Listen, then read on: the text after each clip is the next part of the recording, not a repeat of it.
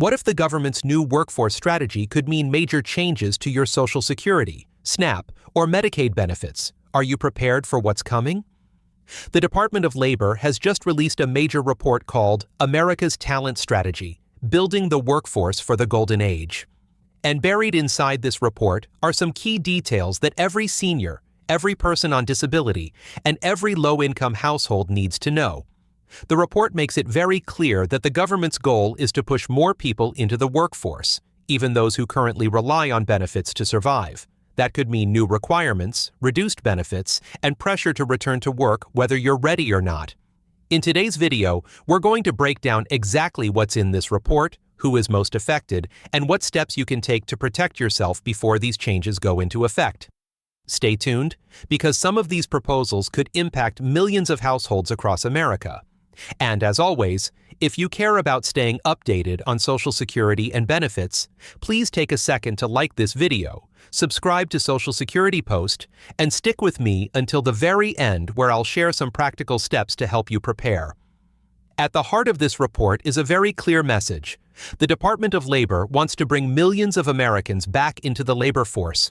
They're not just talking about younger workers or those looking for new jobs. They're specifically pointing to older workers, individuals on disability programs, and those receiving some form of public assistance. The government argues that too many people have left the workforce and that America needs more participation to keep the economy strong.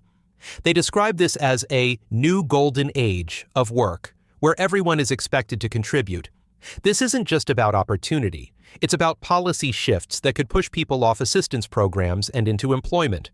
For many households, that raises big questions. Will benefits be cut off if someone doesn't return to work? Will seniors or people with health issues be pressured unfairly? These are the concerns we have to pay attention to, because once a program is labeled as encouraging dependency, it usually becomes a target for stricter rules and tighter eligibility requirements. The groups most affected are those already struggling the most. The government has stated that their outreach will focus on the long-term unemployed, the underemployed, and people who have left the workforce entirely. This includes individuals with medical conditions who can't work full hours, parents who can't afford childcare, and caregivers balancing family responsibilities. These are people who aren't refusing to work but face real, legitimate barriers that make employment extremely difficult. On top of that, the government has linked this report to the enhanced work requirements passed in recent legislation. That means adults without dependents will face stricter rules to keep benefits, particularly SNAP and Medicaid. For seniors or disabled individuals, this could create enormous stress. Work requirements don't erase health problems, caregiving duties, or the rising costs of childcare. They just make life harder for the people already fighting to get by. Another part of the report makes it very clear.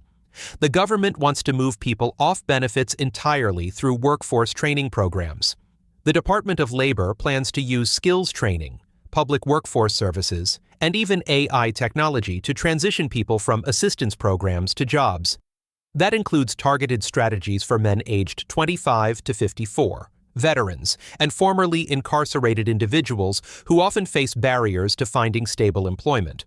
While on paper this sounds like opportunity, the reality is more complicated. Veterans may be waiting on disability determinations that take months or years. Formerly incarcerated people may face employers who refuse to hire them regardless of new training. And individuals on unemployment insurance, UI, could soon find themselves funneled into mandatory training programs or re-employment paths designed by the government. The big picture is clear. Benefits will be harder to keep unless people participate in these new programs. One surprising detail in the report is that even those who are already employed may not be safe from change. The government is openly talking about redeploying workers from their current jobs into industries it considers critical to the national economy. That could mean workers being steered away from service or retail jobs into manufacturing, infrastructure, or technology roles, even if that isn't where they started. This is a significant shift because it suggests that job choice may no longer be entirely up to the individual. Instead, the government could encourage or even pressure workers to move into areas with talent shortages. While this might help close workforce gaps, it raises serious concerns about whether workers will still have control over their careers, or if they'll be pushed into fields they don't want simply to satisfy national goals. The report also outlines sweeping structural changes to how workforce programs operate. One proposal is to centralize workforce services under a single, streamlined system that would make it easier to coordinate job training, benefits, and employment assistance. On paper, this could solve a lot of the current headaches people face when navigating multiple agencies for help.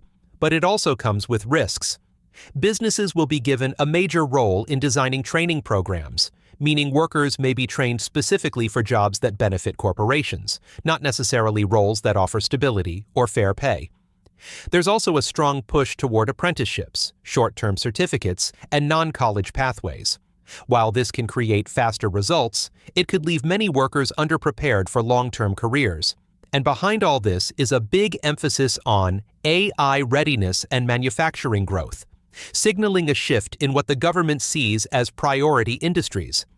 To make these changes, the government has signaled that several existing programs will be eliminated. These include Job Corps, the Senior Community Service Employment Program, and adult education programs. These programs have historically provided pathways for vulnerable groups to gain training and support, but the report suggests they are no longer effective enough to justify funding. Instead, the plan is to redirect money toward programs that produce immediate employment results. While efficiency is important, cutting programs without proper replacements could leave thousands of seniors, students, and low-income workers without the resources they depend on. This is one of the biggest red flags in the report, and something beneficiaries need to watch closely. It's not all bad news. The report does include steps to address some long-standing issues, like the benefits cliff, the problem where earning just a little more money results in losing a lot of assistance. The government says it wants to explore ways to make this transition smoother, so families don't feel punished for working harder. They also mention increasing support for childcare, transportation, and mental health services. These changes could make a real difference if they're implemented fully, because those are some of the biggest barriers keeping people from maintaining steady employment. For many, the key question is whether these promises will be followed through, or whether they'll end up being cut like so many other support programs.